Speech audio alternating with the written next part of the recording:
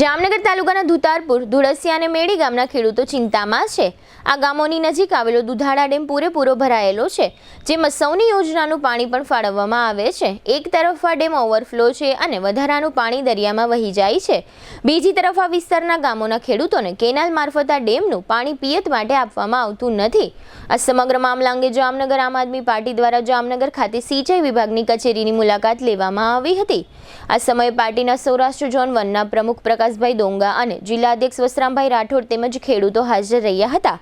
આ સિંચાઈ કચેરીમાં કાર્યપાલક ઇજનેર હાજર ન હતા, નાયબ કાર્યપાલક ઇજનેર પણ હાજર ન હતા। આગેવાનોને પણ આ સરકારી કચેરીમાંથી યોગ્ય જવાબ આપવામાં આવતો ન હોય તો કલ્પના કરો ખેડૂતોની રજૂઆત કચેરી ક્યાંથી સાંભળે।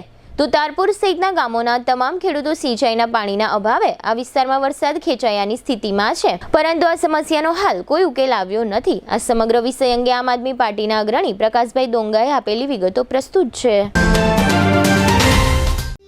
જ્યાં ભક્તિ છે ત્યાં આનંદ છે, જ્યાં પરંપરા છે ત્યાં ઉજવણી છે, અને જ્યાં ઉજવણી છે ત્યાં છે રોયલ રાસોત્સવ 2025।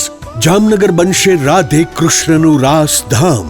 જામનગરનું ગૌરવ રોયલ રિસોર્ટ લાવ્યું છે એક ભવ્ય અર્બન નવરાત્રિ મહોત્સવ 22 સપ્ટેમ્બરથી 1 ઓક્ટોબર સુધી, જ્યાં દરેક રાત્રિ બનશે અવિસ્મરણીય। 80,000 સ્ક્વેર ફૂટના વિશાળ મેદાનમાં અહીં માણવા મળશે hi fi sound system, live DJ જય અને ડીજે વિક્કીના ધમાકેદાર તાલ, કેરિઝમેટિક એન્કર પ્રિયંકા અને ભાર્ગવની અદ્ભુત ઉર્જા, સેલ્ફી ઝોન, એલઈડી સ્ક્રીન, સ્વાદિષ્ટ food court, CCTV camera, 400+ car પાર્કિંગની સુવિધા। પાસ બુકિંગ માટે સ્ક્રીન પર આપેલા નંબર પર સંપર્ક કરો અથવા QR કોડ સ્કેન કરી ઓનલાઈન પાસ બુક કરો। Royal resort, Khijadiya bypass, Jamnagar.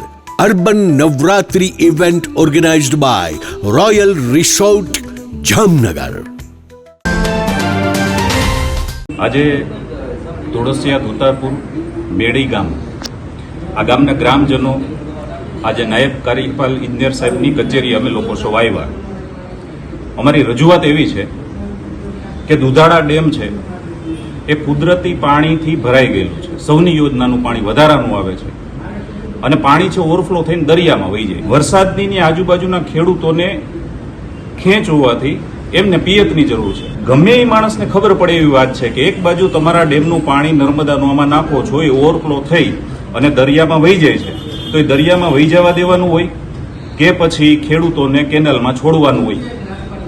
આ વાતને લઈ અને અલગ અલગ ખેડૂતોએ અલગ અલગ સમયે રજૂઆત કરી, ફોન કર્યા, કોઈએ એની વાત પર ધ્યાન આપ્યું નહીં। આજે અમે નક્કી કર્યું કે તમામ ખેડૂતો છે એ કાર્યપાલક ઇજનેર સાહેબ પાસે જઈ અને આપણે રજૂઆત કરી। અહીંયા એ વાતો કે કાર્યપાલક ઇજનેર સાહેબ નથી, એટલે એમ પૂછ્યું તો અમારે રજૂઆત કોને કરવાની?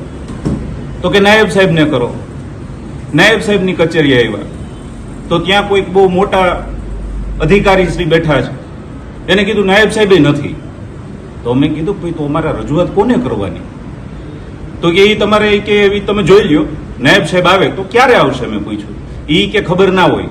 અમે કીધું તો ફોન કરો, અમારે કે ફોન ના કરવાનું હોય, તમે બેસો। બેસવાની તો અહીંયા સગવડ કાંઈ છે નહીં, અમે તો ખેડૂતો છીએ, અમે તો હંમેશના માટે આમ અડધૂત થવા માટે જૈનમાં છીએ, એટલે શાંતિથી ઓશિયાળાથી અહીંયા બેઠા છે। પહેલી માંગ તો અમારી એ જ હતી કે આ જે પાણી વહ્યું જાય છે એ અમને પિયત માટે આપો, ત્યાં ઓલરેડી કેનાલ છે એમાં છોડો, પણ અહીંયા કોઈ સાંભળવા વાળું નથી।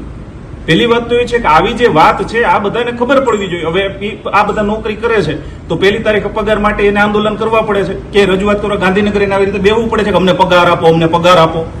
નથી કરવું પડતું ને, એનો 1 તારીખે એના ખાતામાં પગાર જમા થઈ જાય છે, બહુ તો 5 તારીખ સુધીમાં થઈ જાય છે।